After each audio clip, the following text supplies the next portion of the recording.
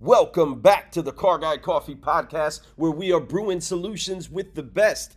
So thankful that you are back for part 2 of this incredible brew with Brian Benstock, which is packed with the caffeination that you need for your culture and your mindset today.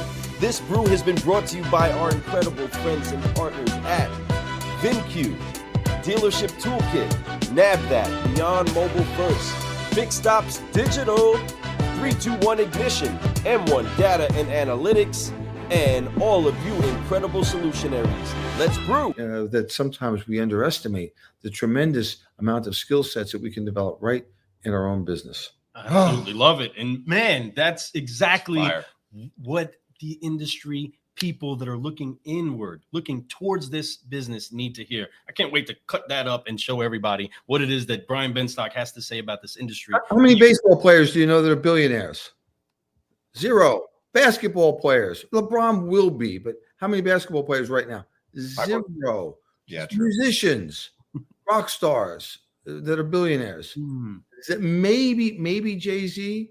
And those of you that would say Dr. Dre, that wasn't from music, it was from headphones. Okay, That's right. From headphones. That's right. And how many actors do you know that are billionaires? None. How many actresses? None. Come on. How many car dealers do you know that are billionaires? Well, let me tell you something. I know a dozen.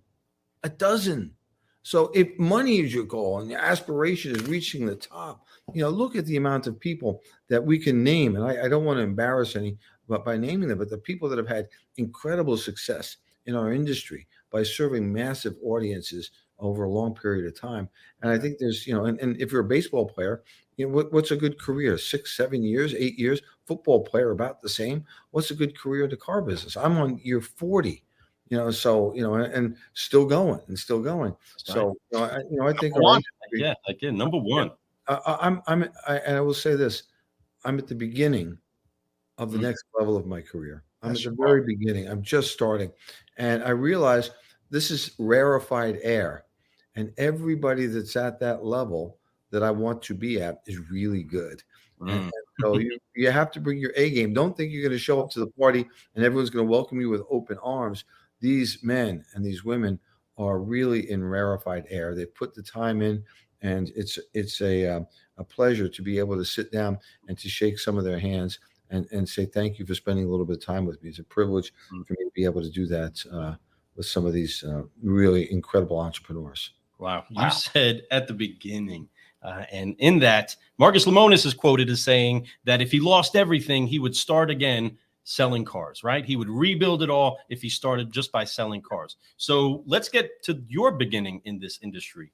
The second question on this 5-liner is, Brian Benstock, what brought you to the automotive industry?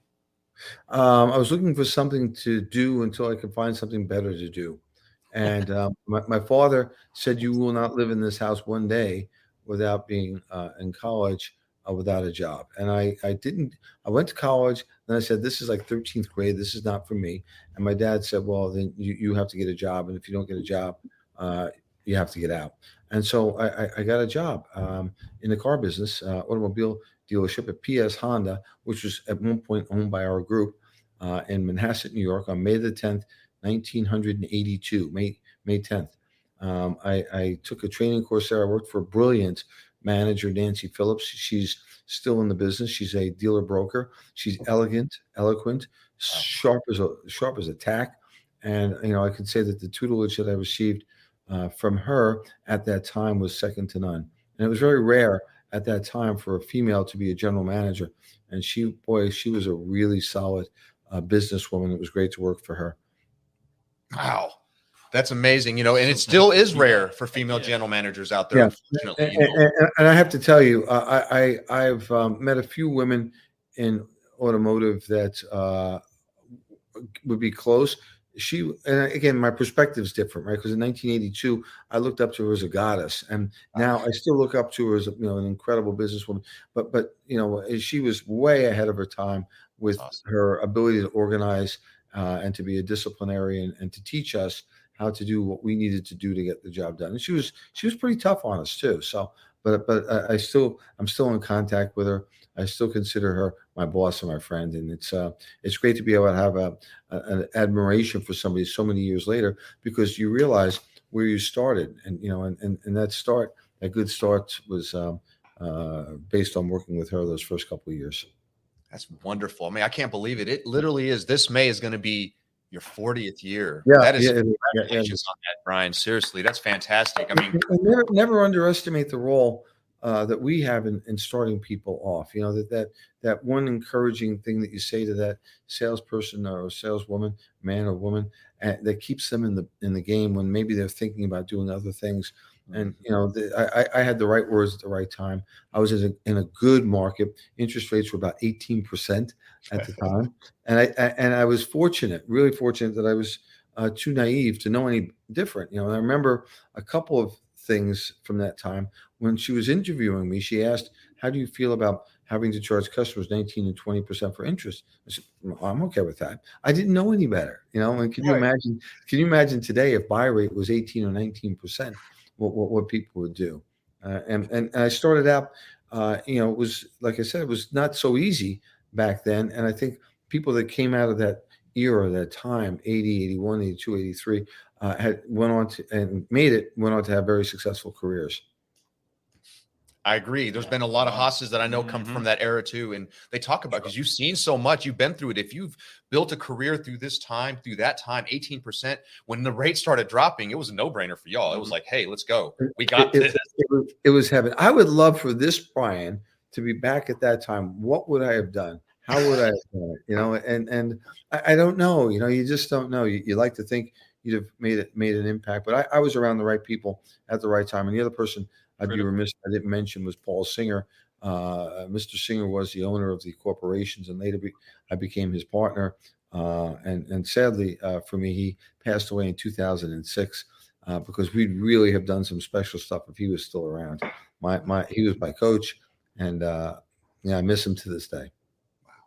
It's beautiful that you honor people like that. And it is a great toss up for our next question. And wow. And you've talked about a couple amazing people in your life that helped you get your career going, that were goddesses and people that you consider your life coach in a way, somebody that really took care of you and showed you the way. Along that time, I know there's been others. We all have mentors. I have mentors that I know personally, and I have mentors I just watch and I follow and I learn from, right? But for you, who have been some mentors for you as you were growing in this business to show you how to get to where you're at today? Man, I'm going to insult so many people by the ones I forget to mention. But I had a hockey coach when I was playing hockey named Norm Ryder. He was tough as nails. He would hit me in the backside with a hockey stick and scream at me to skate, and he'd call me every name in the book, names that, gosh, no, you can't use today. They put him in jail. He turned boys to men. And then I came into the car business, and I met Nancy and then Paul Singer. And Paul Singer was a different kind of a hammer. He was they called him the silk hammer, but his punch was no less stinging. When you got hit with it, and you learn. But then as you go through the years, I was influenced, of course, by the Jim Rohns of the world, of the Joe Verdi, of course, was an early leader. I had the pleasure of attending many of his seminars and really leaned in with Joe. Jackie Cooper and I became good friends. Jack Cooper came to the dealership a number of times, and my gosh, the things that he taught me in the early 80s are still with me and being taught today. And again, Nancy, and I've had the pleasure of working with people at Google, Joanna Sheehan, Kelly McNerney, Andrew Diffendorfer, and some great people at Google. And as I try and learn from outsiders, Professor Scott Galloway at NYU is just phenomenal. And then you look at Tim Grover, who I've had the pleasure of meeting and having at the dealership a number of times, consider him a colleague and friend. That was Michael Jordan's personal trainer, as you know, for 15 years. And so I've been blessed, truly, truly blessed. I certainly didn't get here on my own. I certainly didn't make a couple of right moves. It's been, it's really the curiosity of a child saying, well, what if and how and where and what's new and what can we bring to the industry to make it a little bit better. And Sean Wolfington on the marketing side was great for many, many years. And still, I do business with one or more of his companies. Dale Pollock. How can I not mention Dale? Dale is the blind man that taught me to see and gave me vision for used cars. And I tell Dale that he only moved me up one position. When I first started with V Auto and a young Dale Pollock, we were number 2 in the country. And I said, you just moved me from number 2 to number 1. And we laughed because we went from being number 2 in the nation to doubling number 2 year in and year out. So what a significant impact that man has had on my life. And then, of course, when you meet Dale, that spurs into you meeting other geniuses like Chip Perry, and the list goes on and on. Mark Rikus of the Rikus Group, who taught me about process training, not personality-based, but process-based. Dan Karanuk, who worked with Mark all those years. And I'm sorry for all the people that I'm leaving out. I'm sorry. Wow. But that's what you're more people in than anybody on the show ever. I love that. No, but that's beautiful. 40 Yes. years in this business, a lot of people. we all try to act like we do it ourselves, but we don't. We do it together, but it's still us. It's not about what we know, it's about what we apply. And you could take a horse to water. We've heard this. That doesn't mean they're going to drink. You are that horse that drinks. That's the difference. So, folks, understanding leadership is the 3 E's, right? It's to envision. What do you see as the direction? And I think that's the number one responsibility of a leader, not a manager, is the vision. My job now is I'm the chief vision officer of the company. Where are we going? And then, then the next E is to energize the team around that vision. Hey, here's what's in it for you, man. If we do this, we're going to rewrite the books, guys. Here's the vision. Come on, let's go. And the third E is, of course, the hardest one. It's execute. Here's the vision. Here's what's in it for you. And now let's go do it. And I think that's where I still struggle. That execution is everything. And hopefully, as I get around different people now, as we go on to the next phase of our career, I can get around people that can help me execute on some of the big visions that we have. Absolutely. That's incredible. I left out David Frisak also. I'm sorry. David, jump in there, David. Heck yeah. No, it's just I'm thinking because I'm talking about now some of the plans that we're executing on, and David and Andrew Diffendorfer at Foundation, and of course Ashley Lepchek. These are just people that are so bright in so many different ways. And I've called them in to help me with the heavy lifting and the task to pull off what's ahead for Paragon. And it's kind of exciting. People say, I talk a lot about stuff. I never talk about what we're doing. I talk about what we've done. What we're doing is a secret. But what we've done, I'm glad to talk. Hey, here's what we've done. Go ahead and try and do it if you want. Knock yourself out. Some will, some won't. That's okay. But what we're doing is really exciting. And I love what you're doing, just like Saturday morning meetings, right? Getting on Clubhouse, hearing you. Anytime that you're on the Breakfast with Champions, you pour out so much to so many so often while you're operating a business, while you're doing what you're doing. And so many are listening, so many are hearing. So with all these people that are listening, that are car guys and car gals from different facets of the industry, the question that we want to see you really give everybody is, what would be the hardest lesson you've had to learn in this industry? I'm pretty sure you're also probably going to walk away from this interview being like, oh, yeah, and I forgot to name this person. Yeah, for sure. Well, what's the hardest lesson? The key is stick-to-itiveness. It's to be able to stay and come back for more when it gets tough. And you don't learn anything from the success. You learn from the failures. And I've made pretty much every mistake you can make in the automobile space, and being able to stick with it. And I have a dear friend who add him to the list, Ted Besson. Ted was a partner in Potamkin Auto Center in the United States, in New York City, and they did a fantastic job. And Ted had a successful exit there, and he's had several very successful exits from business. But when I was in my 30s, I remember complaining to him about whatever it was, and I'd love to know what the problem was I was complaining, because it's probably so small compared to what we're used to today. But I was complaining to him, and he said, "Hey, Benstock, enough. Nobody said it was going to be easy." And the simple things that stick with you all these years. And when you realize when you got into business, nobody said it was going to be easy. So why are you expecting easy? it's just not the case, and always remembering the words that I heard from Paul Nygaard of the Larry Miller Group. It's you always have to remember those of us that are in a position of leadership or management or ownership that you have to reserve the right to manage your business. And if the bank is going to take our business away from us, they're going to take it away from Mrs. Singer and me.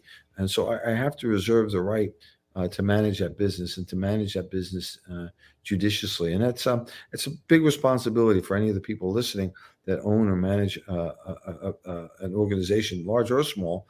The buck stops at your desk, and that responsibility is pretty incredible sometimes. I love it. I love the syllables you use inside of your words, from serendipitous to stick-to-itiveness, right? Whether the words or not, we love it. But we love the description. Yeah, no doubt. Love that. And that's great. As we learn and as we grow, we run into a lot of different challenges, but it's about what we learn from those challenges and apply later and how we fix it. And if we mess up again, it's okay. Keep trying. I'm going to tell you, a lot of great people did that. Thomas Edison, you can keep naming Ben Franklin. You can keep going about all these great people who invented what we're using in today's world, right? And even conceived in a past where time is completely different than it was today. I can't imagine trying to invent electricity. I can't imagine trying to figure out how to make a phone when Alexander Graham Bell made the phone, right? That's just so wild to me, but it's amazing because that's what we get a chance to do today. We get to use this technology that was made for us by these amazing people and apply it to our business, and we can become those innovators. We get to do great things. We've talked about your why. We've talked about what got you in this business. We talked about what you love about this business. Your mentors, many of them, and some great people out there. And I know, like he said, you're going to remember some later that you wish you would have said, but that's okay. They all know that you love them, right? Because there's no doubt that you show that to them, because the way you were pouring it out, there's no doubt you call them, you message them, you let them know how much they mean to you. And that's a beautiful thing. So as we grow and as we learn, we figured out about things that you learned something from. What has been your greatest reward up to this point? What has been your greatest reward for all the work you've put together, all the times you haven't slept, and all the times that you've had to take away from your family even at some times to be able to do what you're doing? What has been your greatest reward? I no longer want to make money. I want to make an impact. And understanding that I've had an impact in people's lives, that they came in the door at this level and they left at that level, and that's very rewarding. And you can tell somebody that that's more rewarding than the money, and people don't believe you, but it is more rewarding than the money. I mean, I had a gentleman that I really started in management, and he went on to acquire a dealership and sold that dealership for well over $100 million. And knowing that I had just a tiny bit to do with that in his growth for the couple of years that he attended my college here. He was here about 4 years, and he got a master's degree, and then he went on to do some other things, and we kept in touch. We kept in touch over the years, and it's great to see what he was able to do. When he came to New York, he had a goal to be an actor, and I said, "You want to act? Go out on the showroom floor and act. You can act all day long out there." And can you imagine had he pursued that, where he would be? And I can tell you, he made the right decision. Now he's got plenty of time if he wants to act. He's young, still in his 40s. With he's got a couple of dollars in the bank, and he's got his hair, and he's got his good looks, and he's wonderfully single. So good for him. But I've got a number of people that I've seen really change their lives. I have a gentleman that's on the floor now that's thanked me about a year ago. He bought a house. He was able to move his parents from where the country they came from, and they lived in the house, and he bought them a house, and he wanted to thank me for my contribution. I made no contribution. Did I help him with what his career was? Yes, that I did, but he made the contribution. To see those stories repeated over and over again, and Paragon's in Queens, New York. It's it's a metropolitan inner city environment, and to see the impact that we're able to have on so many different people from so many different backgrounds is, for me as a business, the most rewarding thing that we've done. It's not the money, it's not the awards, it's the impact that we've been able to make on other people, and that those people will have on other people. That's, for me, that's what floats my boat. Wow. And you started it off with the video that you weren't so proud of earlier, right? But inside of that, you said if we help a lot of people, we make a lot of money, Yeah, right? well, it's a byproduct. Right. It's you just can't help but that, the impact and influence in a positive way on large groups of people gets returned to you. I think the good Lord is really fair. If you help more people, I'm going to give you more. And if you help even more, I'm going to give you even more. But when you start out, you think it's all about the money. You think it's about the fancy watch, and you think it's about what you drive. And I have watches, yes, and I have the access to nice cars. But it's at the end of the day, whether it's a Porsche or a Ferrari or a Bentley, 2 months later it's a used car. And but when you make an impact on somebody and you see them someplace doing something, or you see like my daughter able to go to Cambridge, and knowing that she did all the work, but maybe under our roof she saw a couple of things that helped her along the way, and nothing feels better than that. Nothing Absolutely. At all. My other kids too. I mean, they're all great.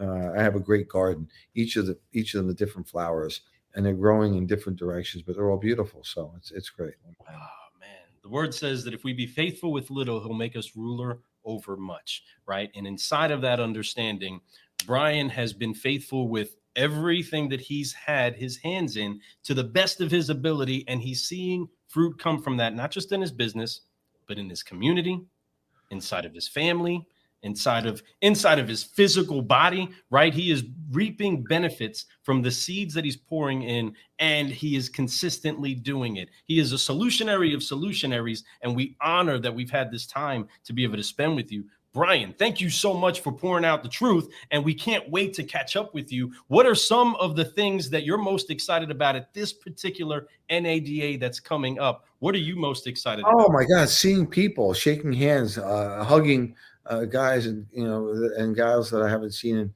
so long. This Zoom or Steamboat or whatever this channel is, wonderful. But it never beats looking somebody in the eyes, shaking their hand, physical contact, body language, connecting. How are you? How is your family? How is your business? And and it's the meetings that you meet before and after the meetings that make things happen. And and I've got some thoughts and some ideas that I certainly want to connect with people on one-on-one and say, hey, here's my vision for this. Can you help me with that? And those 1 + 1 always equals 3, 4, 5, right? When you get ideas, they grow together. So I'm really looking forward to that. And I'm also looking forward to seeing some of the new tech. We've got some things that we need here in the dealership, and I want to see what solutions the industry has. So hopefully, I think we'll have a big turnout this year. I think people are just really excited to get back to normal life. And viewers are in a good mood these days, so I think it could be a very good show. There's no doubt about it, and we're excited to be there. We're going to be there and having some fun. We're looking forward to interviewing you. We have you on noon, I believe, on one of the days over at the Poly booth. We're excited to see you there. I think it's Saturday, but we're pumped up. Get another chance to sit down with Big old Brian. You need to get me that invite quickly, because it's going to be a busy couple of days there. So please, no doubt about it. We will, man. Heck yeah, we will.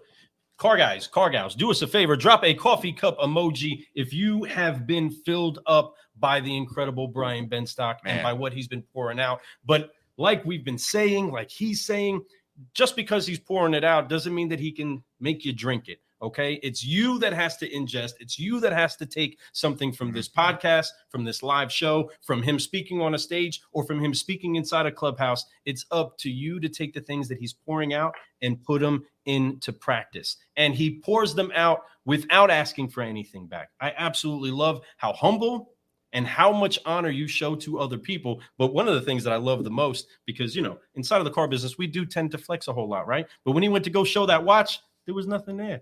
I love that. That was awesome, because it's not about those things necessarily, right? But it's about those people. And he's right. He put a right? He's like, no, there's no watch. I promise. Right. Inside of that, though, car guys and car gals, your time is important. So important that you take the time to spend with the people that you want to see some great fruit come from. and you listen to incredible people like Brian and other mentors so that you can be as sharp as possible so that you can master your craft like Brian was talking about. This has been an incredible brew. It really has. Wow. We appreciate you, Brian. Thank you for your time. I know how busy you are. This hour meant a lot to us and to our audience. I hope that you all did take something in your cup today, because he was pouring out a whole bunch of beautiful things. We appreciate you. Thank you, and we honor you. You are one of those people that if they ask somebody who influenced us, definitely Brian Benstock. So thank you so much for your time today. Thank you for being here for the I 5 appreciate that, guys. Hey, have a great day. Make it a masterpiece, okay? Hey, You too, you sir. too, you too. We love you all. And like we all always want to make sure you know that this is how we do it. Brian was getting this show started with that heat. You can get more of that heat by going to carguycoffee.com. Check us out and make sure that you share this around. Brian Benstock, we honor you. We appreciate you. I am Lou Ramirez, the Car Guy. And I'm Fred Lenartz, the subprime hero. And we have been Brewin Solutions on the Car Guy Coffee podcast with the one, the only Brian Benstock. Appreciate it, everybody. Thank Thank you, you so guys. much for being with us today. We'll talk to you all soon. Bye. Woo-hoo.